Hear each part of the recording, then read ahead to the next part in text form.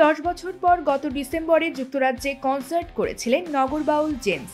7 December গান গেয়েছেন লন্ডনের দ্য রয়্যাল রিজেন্সিতে এবং 10 ডিসেম্বর বার্মিংহামের একটি কনসার্টে। দেশে ফেরার 4 মাস পেরোতেই আবার লন্ডন মাতাতে যাচ্ছেন জেমস। পারফর্ম করবেন বাংলাদেশ ফেস্টিভ্যালে। আগামী 26 ও 27 মে লন্ডনের মাইল অ্যান্ড স্টেডিয়ামে এই ফেস্টিভ্যাল অনুষ্ঠিত হবে। এর আয়োজন করেছে নেক্সট স্টেজ ইভেন্ট। খবরটি নিশ্চিত করেছেন জেমস ও তার ব্যান্ড নগরবাউলের ম্যানেজার রুবাইয়াত ঠাকুর রবি।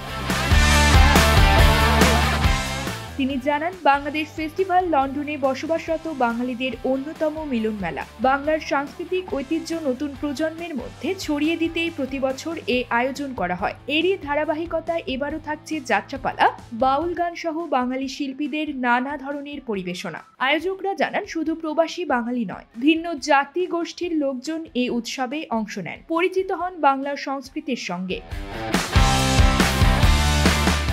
এবার তাদের মধ্যে বাংলাদেশের রকস্টার জেমসের উপস্থিতি উৎসবকে আরও বর্ণিল করে তুলবে বলে আশা প্রকাশ করেন আয়োজকরা। News desk, channel 16।